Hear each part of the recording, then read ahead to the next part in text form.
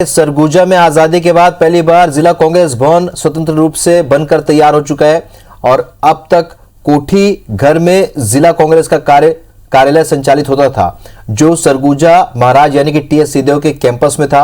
अब राजीव भवन घड़ी चौक पर यह निर्माणाधीन है, मगर इस निर्माणाधीन भवन को लेकर कांग्रेस में दो धड़े नजर आ रहे हैं। बीते दिनों पहले राजीव भवन की ढलाई के वक्त मटेरियल की गुणवत्ता को लेकर दो नेता आपस में भिड़ गए थे, जिसका भाजपा नेता कांग्रेस और दो मंत्रियों के बीच आपस की गुटबाजी बता रही है।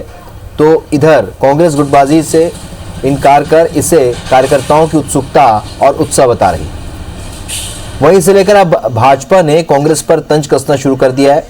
भाजपा का साफ तौर पर आरोप है कि सालों बाद कांग्रेस भवन बन रहा है, इसे लेकर दोनों ही बड़े नेता अपना श्रेय लेना चाहते हैं। यही कारण है कि इनकी गुटबाजी अब जनता के सामने आ चुकी है।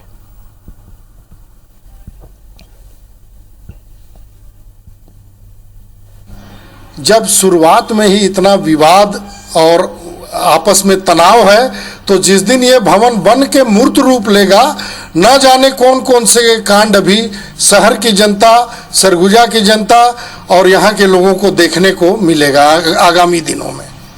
राजीव भवन के निर्माण में सरगुजा में कोई गुटबाजी नहीं है। इतने विशाल राजीव भवन का निर्माण हो रहा है तो कार्यकर्ताओं में एक उत्साह है, एक उत्सुकता है।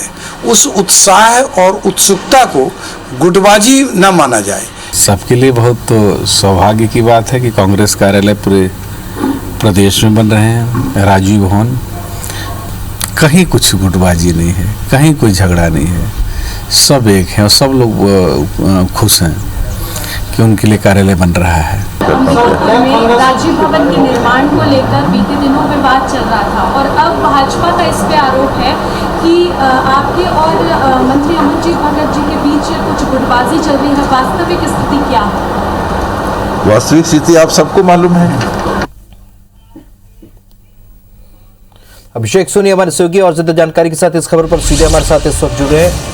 अभिषेक, जिस तरीके से होता आया है, एक बड़ी पार्टी में अगर भीतरी गुटबाजी हो तो उसका फायदा जो दूसरी पार्टी होती है, जो विपक्ष में होती है, उसे मिलता है।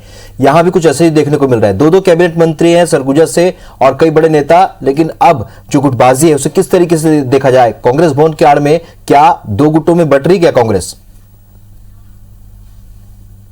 कांग्रेस की राजनीति पर नजर डालें तो हमेशा से पहले सिनेमा और जो अमरजीत भगत है वो अलग अलग नजर आए हैं, लेकिन अब तक ये जो गुटबाजी है वो कहीं ना कहीं पार्टी के अंदर होती थी और जो कार्यकर्ता भी होते थे वो अपने आप को एकजुट होने का दावा करते थे।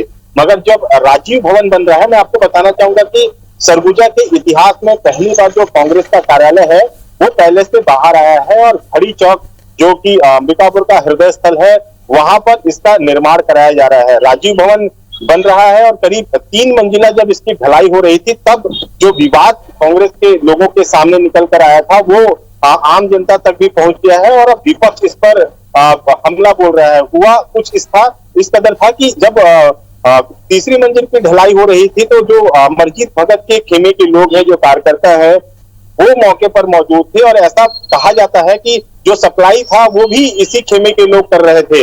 ऐसे में जो पहले खेमे थे, जो टीएस सिंहदेव के कट्टर समर्थक माने जाते हैं, राकेश गुप्ता जो कि जिला अध्यक्ष है, वो मौके पर पहुंचे और उन्होंने आपत्ति जताई कि जो गिट्टी का उपयोग हो रहा है वो गुणवत्ताहीन है और उन्होंने काम बंद करवा दिया। इसको लेकर तीखी नोकझोंक भी हुई, फिर नई गिट्टी मंगाई गई। इसका भी श्रेय जो है दोनों ही दल के नेता अलग अलग तरीके से ले रहे थे, जबकि जिला अध्यक्ष का ये कहना था कि उन्होंने गिट्टी उपलब्ध कराई है, जबकि दूसरा खेमा ये कह रहा था कि फिर से दूसरी गिट्टी ठेकेदार के द्वारा मंगवाई गई है। तो निश्चित रूप से जो राजीव भवन को लेकर जो निर्माण कार्य चल रहा है उसमें जो गुटबाजी एक तरह से सामने आई है, उस पर जो कांग्रेस की अंदरूनी गुटबाजी है वो अब बाहर निकल कर आ गई है और दूसरी तरफ जो भाजपा है वो इस पर मजे ले रही है, उस पर तंज कस रही है।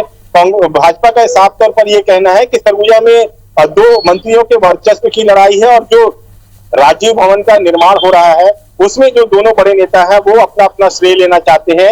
यही कारण है कि उनके कार्यकर्ता अपनी पार्टी के साथ और एक दूसरे के साथ नहीं दिख रहे।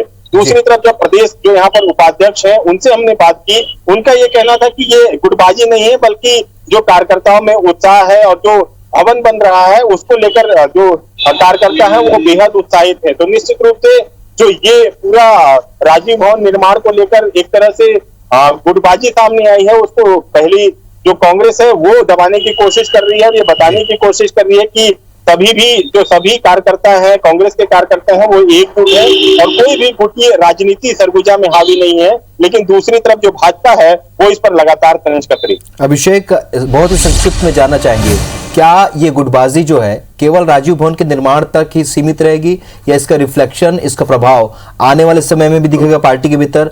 क्या ये गुटबाजी आगे और बढ़ सकती है या राजीव भवन के निर्माण और उसके उद्घाटन के साथ खत्म हो जाएगी? नहीं, निश्चित रूप से कहा जा सकता है कि जो सरगुजा में 14 की 14 विधानसभा सीटें कांग्रेस ने जीती हैं, उसमें एक तरह से कहा जा सकता है कि सभी कार्यकर्ताओं ने एकजुटता दिखाई थी। लेकिन चुनाव के बाद जैसे ही सरकार बनी तो ये गुटबाजी लगातार बढ़ती ही जा रही है और निश्चित रूप से इसका खामियाजा कांग्रेस को कहीं ना कहीं उठाना पड़ सकता है।